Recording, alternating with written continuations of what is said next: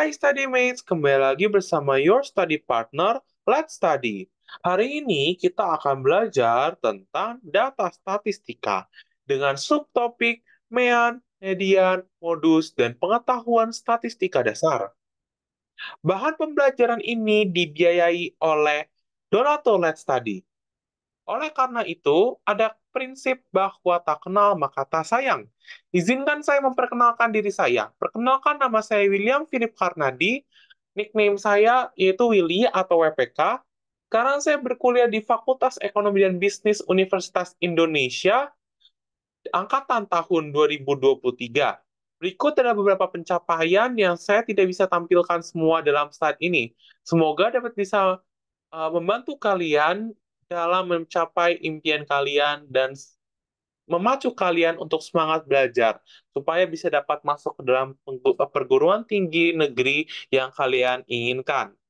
Oleh karena itu, mari kita mulai dengan apa itu statistika. Statistika adalah ilmu metodologi untuk mengekstraksi informasi berguna dari kumpulan data. Di sini untuk menentukan statistik yang baik, ya, yang baik, ada kata yang baik. Berarti apa di sini? Statistik yang sesuai dengan pedoman. Yang sesuai dengan pedoman, sesuai dengan arah, yang mana informasi ini yang pertama berguna, dan yang kedua mudah dimengerti, harus ada tiga hal. Yang pertama ada temukan data yang benar, dan data yang benar ini harus apa? Harus lengkap dan tidak ada kesalahan dalam penyajian. Nggak boleh ada typo, nggak boleh ada nol yang kelebihan satu, dan lain sebagainya. Yang kedua, gunakan alat statistik yang sesuai, di mana kita harus bergantung pada datanya di sini. Datanya apakah data populasi atau sampel. Lalu yang ketiga, lalu komunikasikanlah informasi numerik ke dalam jelas ke dalam bahasa tertulis. Atau kita bisa bilang membuat kesimpulan dari sebuah hasil atau membuat interpretasi dari sebuah hasil numerik yang kita telah temukan. Kalau begitu, mari kita mulai. Ada dua cabang statistika. Statistika deskriptif dan inference. Yang kita pelajari nanti adalah statistika deskriptif.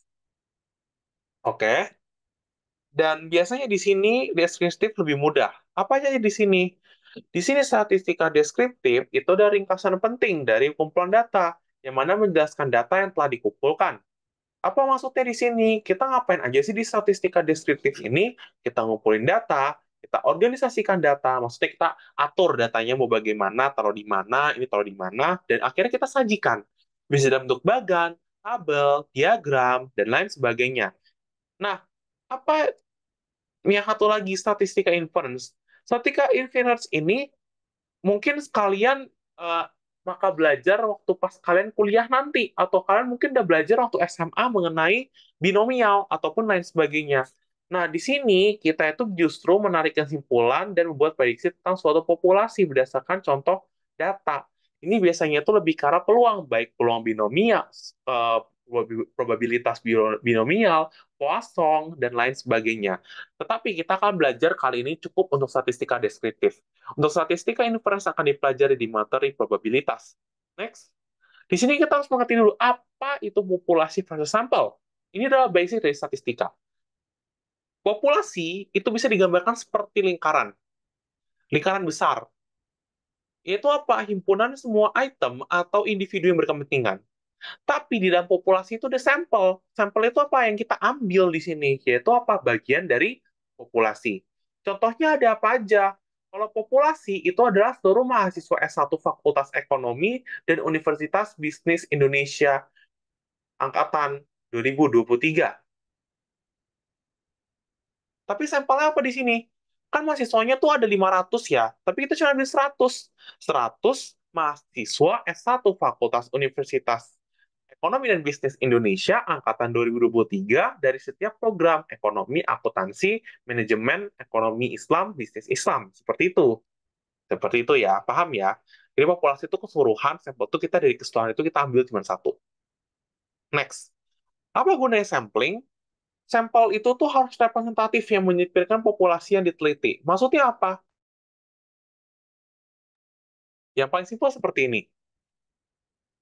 Kalau misalnya kalian ada nih sampel, misalnya kayak mau pilih, kayak tahun ini lah mau pilih pilpres, mau pilih nomor satu, dua, atau tiga. Ya kalian harus milih yang sampel yang emang ikut pemilu. Jangan kalian malah pilih sampelnya anak umur di bawah 17 tahun atau orang lansia yang emang udah nggak mau udah nggak mau ikut pilpres atau orang yang golput gitu kan, harus cari orang yang tidak golput gitu. Dan di sini sampel harus acak, nggak boleh yang kayak oke, karena saya tahu nih di daerah sini banyak yang nomor 8, saya ambil nomor 8 nih, pilpres nomor 8 itu nggak boleh, harus acak. Ini memang random gitu. Untuk memastikan setiap subset, subset itu apa di sini? Tiap kelompok berukuran tetap memiliki jumlah yang sama, kemungkinan besar akan dipilih. Lalu kendalanya di sini apa? Ya, yang pertama, ya populasi itu mahal gitu, informasinya mahal. Apalagi Indonesia negara kepulauan. Dari Sabang sampai Merauke kepulauan. Apalagi daerah-daerah ujung sana yang memang nggak dapat fasilitas. Mau berapa lama ke sana, mau biaya aftur berapa ratus juta yang mau kalian buang gitu. Atau yang kedua, nggak mungkin kita cekin satu populasi, kita datengin tiap rumah kayak, halo dengan siapa, perkenalkan nama saya ini, boleh tolong isi ini, boleh tolong ikutin wawancara kami selama 15 menit, itu kalau di Indonesia, percaya atau kagak, 10 tahun nggak bakal kelar deh. Mau 10 tahun juga nggak bakal kelar-kelar, percaya. Oke, nah di sini sebenarnya ada variabel. Variabel tuh ada tiga. Ada dua sebenarnya. Sorry, ada dua. Jadi salah ketik, salah ngomong. Ada kualitatif dan kuantitatif. Kalau kualitatif itu apa? Biasanya di sini non-numerical. Artinya apa? Nggak, bukan angka. Gitu, bukan angka. Kategori bukan angka gitu. Contohnya apa ya? Kayak ras, gender, terus hal-hal abstrak gitu loh. Kayak misal rasa gitu, strawberry, anggur, pisang gitu. Nah, atau lagi kuantitatif. Inilah yang kita pelajarin kuantitatif atau numerik. Ada dua, discrete dan continuous. Kalau discrete itu apa? Discrete itu intinya dihitung. Jadi dia asumsiin sejumlah nilai yang dihitung. Contohnya apa aja? Beberapa orang di kelas kan bisa dihitung ya. Oh, di kelas ini tuh hadir semua, berarti 30 orang. Tuh. Oh, hari ini kamu udah minum air 8 gelas. Oh, kamu hari ini udah kamu hari ini udah gosok gigi 5 kali gitu. Misal seperti itu. Jadi scratch dihitung. Kalau continuous itu apa di sini? Dia itu bisa mengasumsikan jumlah nilai yang tak terhingga diperoleh dengan mengukur. Gini simpelnya. Tinggi badan kamu. Tinggi badan kamu kan sebenarnya, misal nih, kamu lihat ya, oh 168,7. Sebenarnya itu kan bukan 168,7, tapi 168,717 sekian, sekian, sekian yang kita nggak tahu kan. Tapi dideketin, dibuatin jadi 7, gitu kan. Rata-rata pada begitu. Atau berat badan. Misal kamu lihat 68,35. Itu bisa dibuatin dari 68,3567111 gitu kan. Jadi apa di sini? Di sini tidak ada satu titik, tidak ada peluang satu titik untuk bisa mendapatkan hal yang sama, jarang sekali. Oleh karena itu, di sini intervalnya pun harus dibatasin. Dan di sini kita asumsinya cuma nilai yang tak terhingga. Ya kayak tadi aku bilang aja, kayak berat 35,9981767 gitu kan. Gitu. Paham ya? Next, di sini tuh ada beberapa kayak scale of measurement kuantitatif. Sebenarnya kayak aku pakai bahasa Inggris karena ini lebih, bahasa Inggris itu lebih mudah. Maksudnya kayak buat aku bahasa Inggris itu lebih akurat dibanding bahasa Indonesia. Karena bahasa Indonesia tuh kayak jadi aneh gitu loh bahasanya. Takut kalian nanti kalau misalnya yang nge-skip nggak nonton video aku kayak ini kok beda gitu gitu. Jadi apa di sini untuk memilih metode statistik yang tidak sesuai untuk merangkum dan menganalisis data, kita harus bedain skala pengukurannya. Kalau kualitatif itu ada nominal dan ordinal, kalau kuantitatif itu ada interval dan rasio. Oke, next kita jelasin. Di sini kualitatif, ada nominal dan ordinal. Kalau nominal itu berdasarkan data, tetapi bukan urutan gitu ya, atau peringkat di sini biasanya. Apa aja di sini?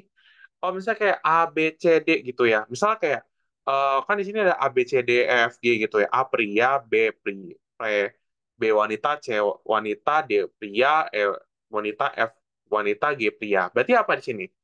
A, D, C, G itu di pria.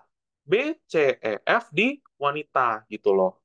Sorry, ini harusnya peringkat sih. Harusnya peringkat, oke? Lalu yang kedua, ordinal. Ordinal itu apa? Data dikategorikan dan diberi peringkat berdasarkan ukuran dengan beberapa karakteristik atau sifat. Di sini ada kelemahan, weakness-nya apa? Tidak dapat ditafsirkan perbedaan antara nilai peringkat. Karena angka sebenarnya yang digunakan adalah angka bayangan atau buatan prediksi. Coba kalian bayangin.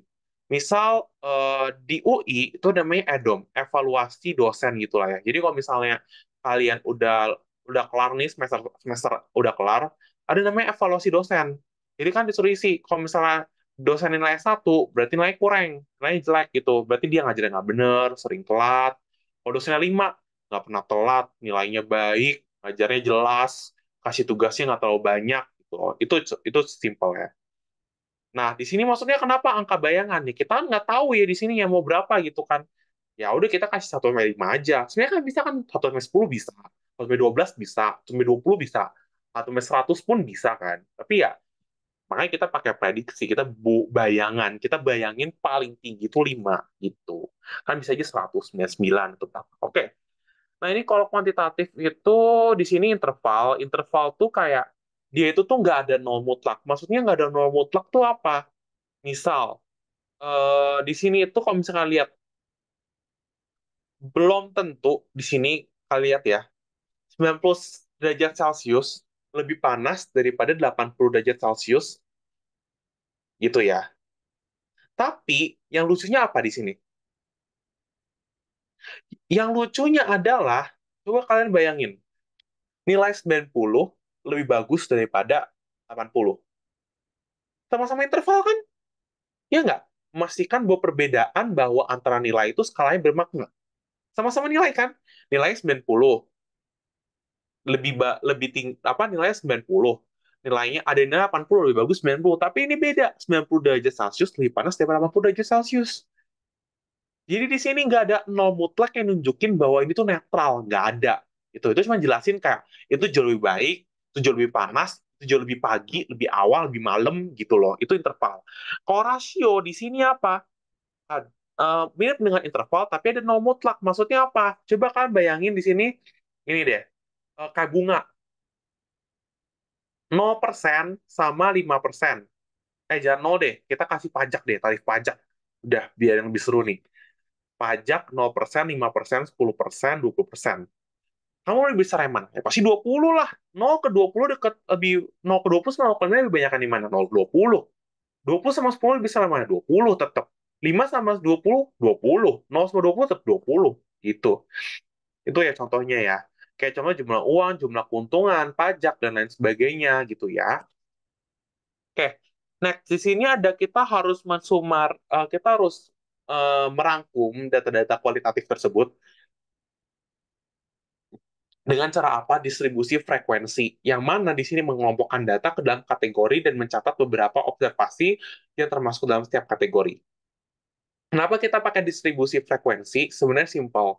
Ya buat ringkasin data, buat apa di sini distribusi data itu menggembungkan. Maksudnya menggembungkan tuh apa? Membuat bahan mentah ini menjadi data yang lebih berguna. Coba kan lihat deh di sebelah kanan. Misalnya, example, Sam played football on Saturday morning, uh, Saturday afternoon, and Tuesday afternoon. Gitu ya. Kalian lihat di sini. Itu cuma tahu apa? Udah, dia cuma main hari itu doang, kelar gitu kan. Tapi kalau misalnya kita buat distribusi frekuensi, coba kalian lihat. 2 di hari Sabtu, 1 di hari Kamis. Berarti apa?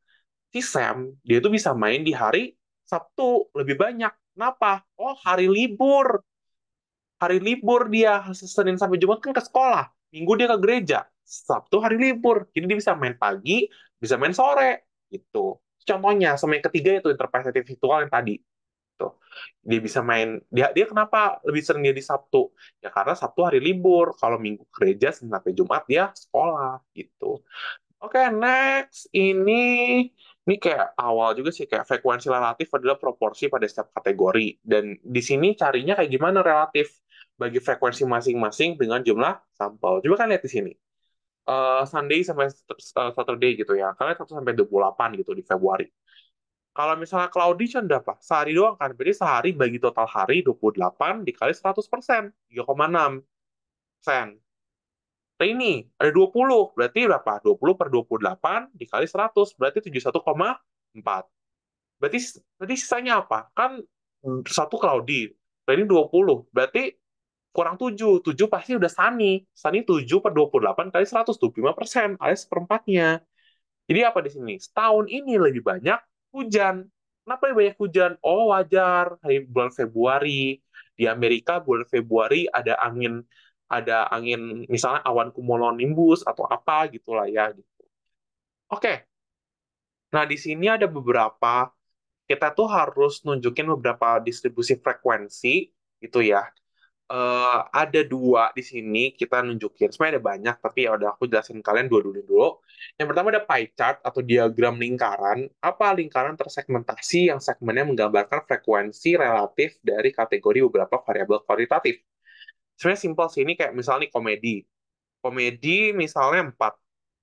Berarti yang itu yang gimana berarti? 4 per.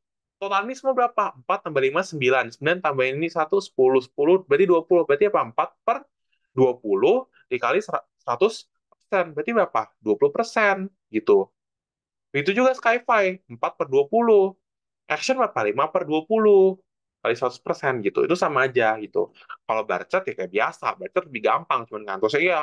Ini misalnya satu satu apa satu garis tuh satu gitu ya.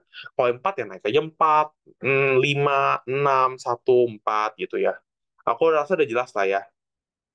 Terus di sini ada summarizing quantitative data. Sebenarnya itu distribusi frekuensi kumulatif itu mencatat jumlah observasi yang berada di bawah batas atas tiap kelas.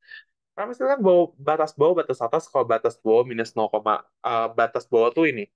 Batas bawah tuh ini yang ini, ini semua dikurang 0,5.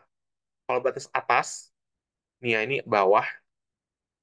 Kalau atas tuh satu satu satu satu satu ditambahin 0,5. Udah itu doang sebenarnya. Terus di sini ini sebenarnya kayak tambahannya sih. Kalau misalnya ada deciding number of class gitu ya, itu pakai rumus 2K rules. Jadi kalau misalnya 2K itu harus lebih besar daripada N. Jadi K itu adalah jumlah kelasnya. Ini kan kelas ya, 1, 2, 3, 4, 5. Dan itu apa? Observasi. Observasinya ada berapa di sini gitu. 36 gitu. Oke. Terus width of each class di sini ya gampang lah ya. Tinggal larger value kurang small value dibagi number of classes. Jadi kayak berarti apa? 800 kurang 300 dibagi 5. Kelar. 500 bagi 5 berarti 100. Benar kan? Lebarnya 100, ini 100, ini 100, 100, 100 gitu kan. 300 ke 400, 100, 400, 500 gitu. Jadi lebar itu 300 ke 400, 400 ke 500, 500 ke 600, 600 ke 700, 700 ke 800, itu disebut namanya lebar. Oke? Paham ya sampai sini? Oke. Terus next, oke di sini kalau misal kelas relatif frekuensi ya tinggal gampang ya, kelas frekuensi dibagi total number observasi. Terus ini kan bisa lihat ya di sini ya, relatif frekuensinya itu tinggal 4 bagi 36, 11 bagi 36, 14 36. Nah, ketemu di sini 0,11. Karena di sini kumulatif relatif, berarti jangan lupa atasnya ikut juga. Bawahnya saya mana? Sampai ini hasil bawah ini sama kayak hasil relatif frekuensi totalnya. Satu. Itu. Paham ya? Itu. Itu sedikit pengetahuan. Aku yakin di sekolah juga udah belajar. Aku cuma nge-review sedikit. Oke. Kita latihan. Ini mungkin latihannya soalnya agak lain, tapi yaudah. Aku kasih kalian waktu 1 menit untuk mengerjakan.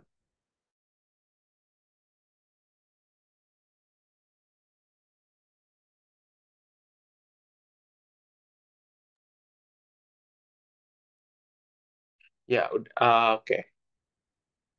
Oke. 20 detik lagi.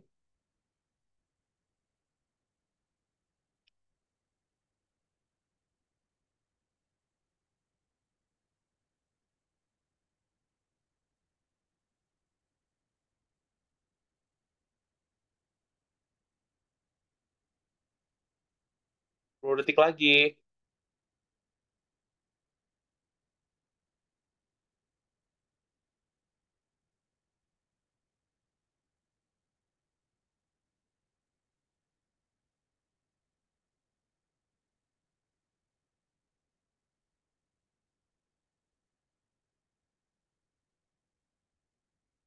5, 4, 3, 2, dan 1. Oke.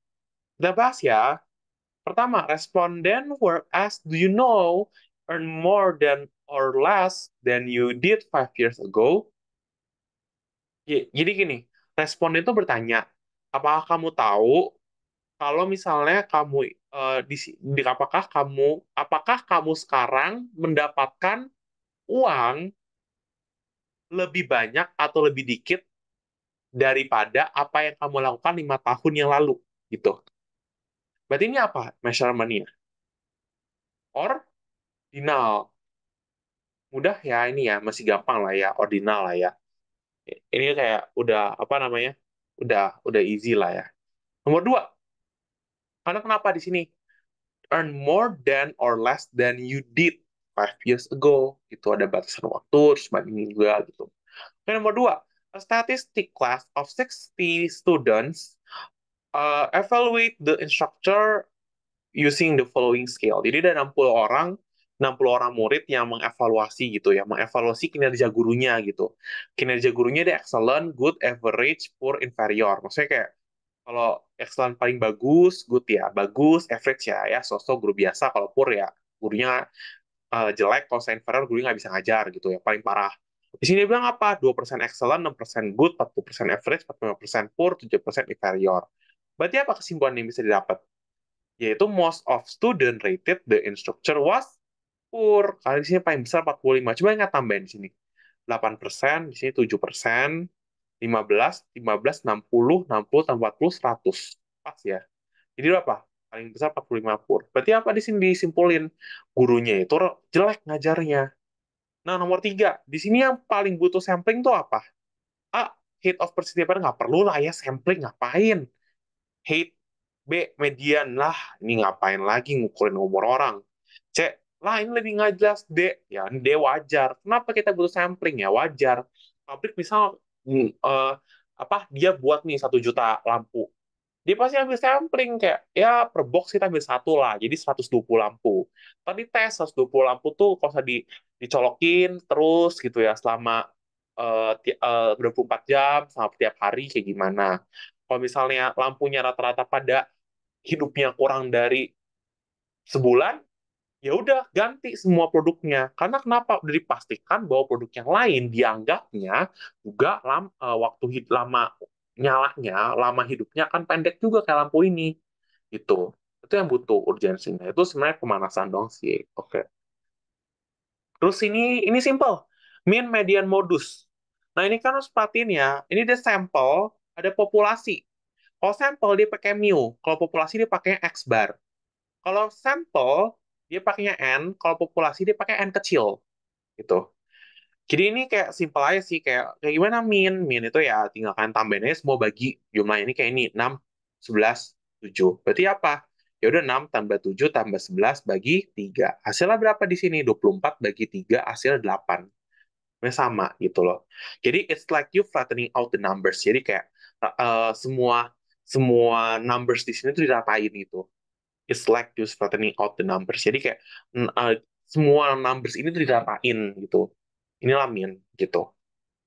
Jadi ini kan kayak 11-nya 2 pindah ke 6, terus kayak gitu, sorry, iya 2 pindah ke 6, 1 pindah ke 7, kan pas 8, 8, 8 gitu kan. Oke, median ini kayak middle value of a data set. Jadi ya, nilai tengah gitu, tinggal coret, coret, coret, coret, coret, coret. Kalau misal seandainya di tengah-tengah nih ada nih, misalnya ini 27 lah. Berarti apa? Kalau misalnya dia bilang di sini ada 27, tiba-tiba nih, misal nih, wait. Berarti coret, coret, coret, coret. Berarti ini mediannya. Mediannya dari mana? 15 tambah 16 bagi 2. Berarti berapa? Hasilnya adalah berarti 15,5. Udah. Gitu kalau misalnya datanya genap ya. Kalau data ganjil kayak tadi, kalau datanya ganjil ya simple. Datanya ganjil ya 15, berarti tinggal coret ini, coret ini. Paham ya? Lalu di sini modus. Mode atau modus ya data yang paling banyak keluar. Di sini kalau sudah 6, 3, 9, 6, 6, 5, 9, 3, yang paling banyak muncul di sini 6 kan, berarti modusnya 6. Kalau misalnya seandainya di 9 muncul satu lagi, berarti apa? Modusnya ada 6 dan 9. Kalau misalnya di sini, let's say ada 5, 5. Berarti apa modusnya? Tidak ada modus, karena semua data nilainya sama. Gitu aja sih, simpelnya. Oke? Oke. Oke. Next. Dan di sini kayak ada sedikit kayak pengertian aja gitu ya. Kan kita sama ini nyari aritmatika min ya, yang cuma tinggal X1 tambah X2 bagi X3 sampai Xn dibagi N-nya, gitu ya. Ini ada namanya geometric mean, gimana kita harus ngaliin angka-angkanya lalu ambil angka kuadrat. Coba kalian bisa liatin, ada angka kuadrat, ada angka pangkat 3 gitu ya. Gitu ya, tapi ini pengetahuan umum aja sih. Kayak kalian mau belajar boleh, nggak belajar juga nggak apa-apa. Karena ini kuliah belajar. Ini bisa dipakai untuk ngitung return gitu ya. Ngitung return saham atau ngitung eh, apa inflasi gitu. Kenapa pakai geometric mean? Supaya angkanya lebih jelas dan lebih teratur dan juga lebih akurat. Jadi kayak di sini nih, misal mau nyari rata-rata di sini, berarti apa? Kita kaliin dulu, baru kita akarin gitu. Oke? Terus di sini ini pokoknya geometric mean return kalau misalnya buat inflasi atau pengembalian tahunan atau return bisa seperti ini. N dalam akar N 1 plus R1 atau plus R2 R1 gitu ya. Kurang lebih seperti itu. eh Cukup tahu aja. Terus kalau weighted mean tuh sebenarnya ini kayak kayak simple sih. Misal nih kayak simpelnya gini kan min biasa gini kan. Ada 1 2 3 4 5. Berarti let's say kayak ya udah tinggal 1 2 3 4 dibagi 4 berarti 2,5 ya kan. Tapi di sini dia equal sama-sama kan n-nya di sini 4. Sedangkan di sini datanya 4 juga kan. Berarti 100%. Jadi kan nggak usah kalian lagi. Tapi di sini apa? Di sini dia bilang dibobotin. Misal image quality 50, battery life 30 dan zoom range 20. Di sini apa? Sonu itu kameranya dapat 8 dari image quality, 6 battery life, 7 dari zoom range. Berarti apa? 8 kali 0,5, 6 kali 0,3 battery life, 7 itu zoom range kali 20%. Maka dia ketemu 7,2. Konon berarti berapa? Dia 9 image quality-nya berarti 0,5 kali 9. Tapi apa di sini? Battery life-nya 0,3 kali 4. Sedangkan zoom range-nya 0,2 kali 6. Berarti 6,9. Sebenarnya simpelnya kayak gitu. Jadi kayak di sini ada pembobotannya aja sih. Kalau misalnya ini nggak ada, let's say ini nggak ada ya. Ya udah kalian cuma tinggal 8 tambah 6 tambah 7 bagi 3. Tapi kalau misalnya ada pembobotan gitu ya, kayak image quality 50%, berarti live 30. Ya udah berarti kalian harus bagi-bagi. Kalau misalnya seandainya di sini 33,3, 33,3, 33,3, baru kalian langsung aja kayak tadi 867 bagi 3. Boleh karena totalnya bakal 100. Tapi kalau saya ini kan nggak sama rata kan gitu. Tadi sama rata terus totalnya 100. Kalau ini kan nggak sama rata ya berarti nggak usah itu contohin. Paling contohnya tuh apa? Kalau misalnya saya kan kuliah di UI. Nah, itu ada indeks prestasi gitu, IPK. Kan ada sistem kuliah pembobotan kan. Ada yang 2 SKS, 3 SKS, ada yang 5 SKS bahkan. Kalau 2 SKS tuh cenderung jamnya cuma 1 jam 40 menit.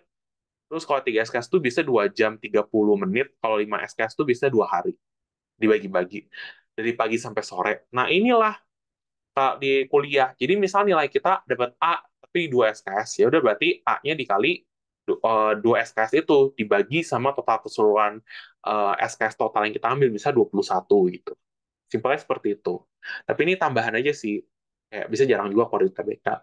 Oke, terus terakhir kita akan ngerjain soal simple soalnya kok gampang. Kira gimana cara nentuin mean, median, modus? Oke, pertama, selalu urutkan data. Urutin data dari yang terkecil ke terbesar. Berarti apa? 1, 3, 3, 5, 6, 7, 8, 9. Oke, kita cari apa dulu? Mean lah. Yang paling ribet dulu. Berarti apa? 1 tambah 3, tambah 3, tambah 5, tambah 6, tambah 7, tambah 8, tambah 9 dibagi. Berapa totalnya di sini? 1, 2, 3, 5, 6, 7, 8. Berarti berapa di sini hasilnya?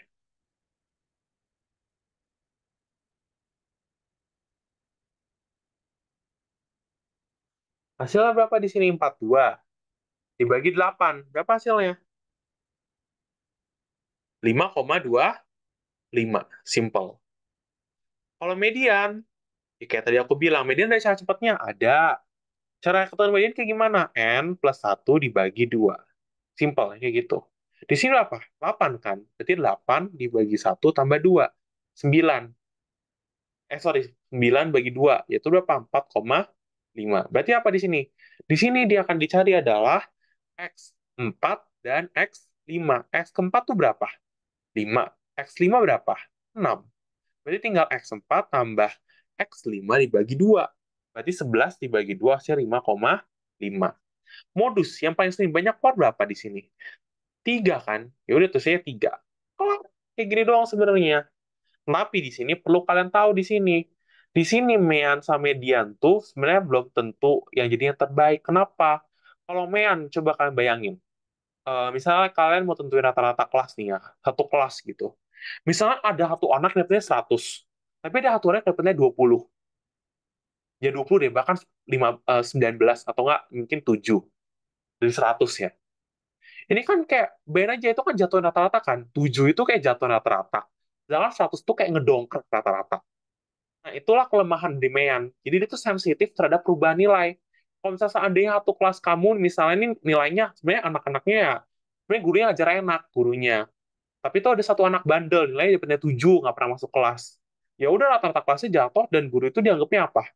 Ngajarnya kurang bagus, karena rata-ratanya jelek gitu. Nah, itu sebenarnya kelemahan dari men itu. Itu pun juga kalau dari median. Median kan kalau misalnya kayak ini misal 1, 3, 3, 9, saya ini 100. Di sini misal minus 99.